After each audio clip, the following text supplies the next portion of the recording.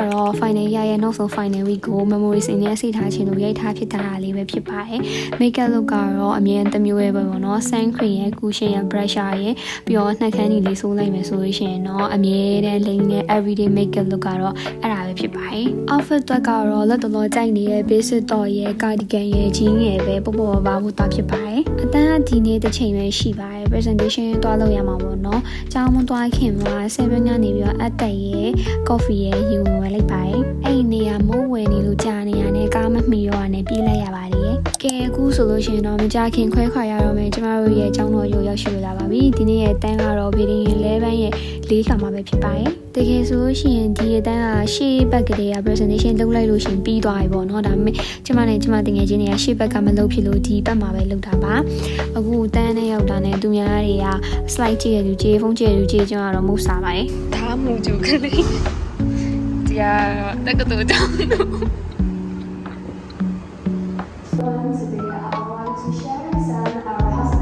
ဒါကကျွန်မရှောက်ရွှေနေရပဲဖြစ်ပါတယ်လုံးလေးဖြစ်တာဘယ်လို challenge ဖြစ်တယ်ဆိုတဲ့အကြောင်းမှာ presentation လုပ်ပြီးဆိုတော့ကျွန်တော်တို့3ယောက်အိမ်ကိုလမ်းလျှောက်ပြီးတော့ပြန်ခဲ့ပါတယ်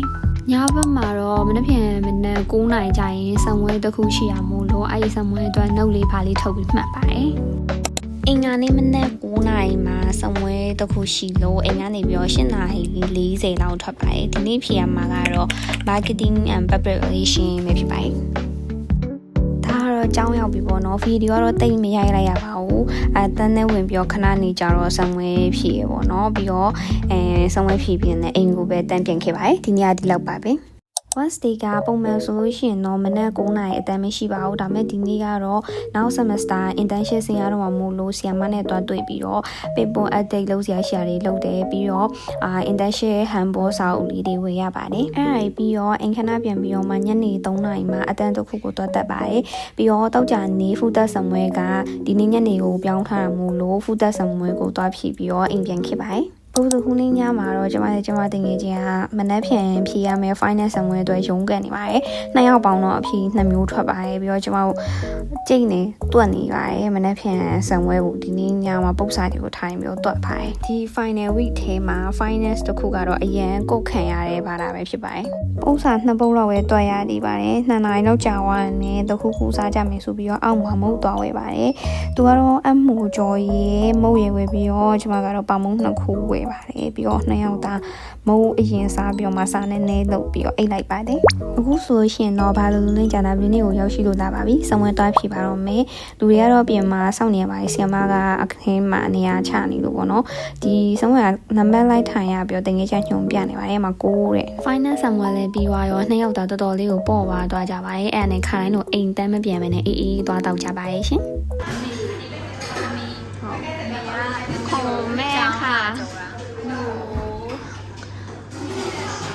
ဒီဇိုင်းလေးကလေအเจ้าမှာအသစ်ဖွင့်ထားရရောအရင်နေ့ကငါစမ်းတောက်ကြည့်ချင်တယ်ဆိုပြီးတော့တောင်းဝင်မယ်မဖွင့်နေဘူးပေါ့နော်ဒီနေ့မှ grand open နဲ့ buy one get one ရခဲ့ပါတယ်ကျမတင်ငယ်ကြတော့အဲ strawberry no ဝယ်ပြီးတော့ကျမချာရင်ဝယ်တောက်တယ်ပေါ့နော်ဒါပေမဲ့နှစ်ယောက်သားလေးတောက်ပြီးတော့သူကမေးကောင်းလာတယ်အဲ့အောက်က strawberry ရဲ့အဖက်လေးရောကောင်းနေလို့နှစ်ယောက်အေးတောက်ပြီးတော့အိမ်ပြန်ခဲ့ပါတယ်ကြာတာပတိနေ့ကတော့ဒါလောက်ပါပဲရှင်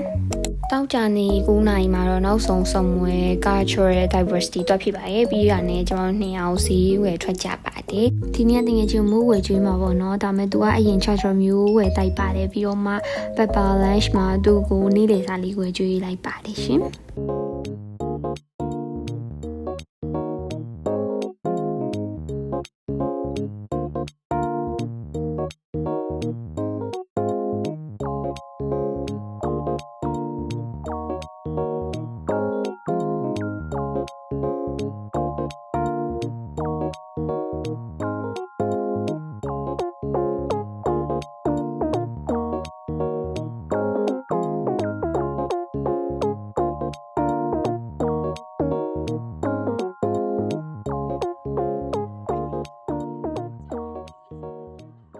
ဒီလိုနဲ့ပဲကျွန်မရဲ့ final year final week လေးကလည်းငင်းချမ်းစွာနေပြီးဆုံးသွားခဲ့ပါပြီ No more exam and semester ပါအားလုံးပဲဆုံးဖြတ်ကြည့်ပေးကြလို့ကျေးဇူးအများကြီးတင်ပါတယ်ရှင်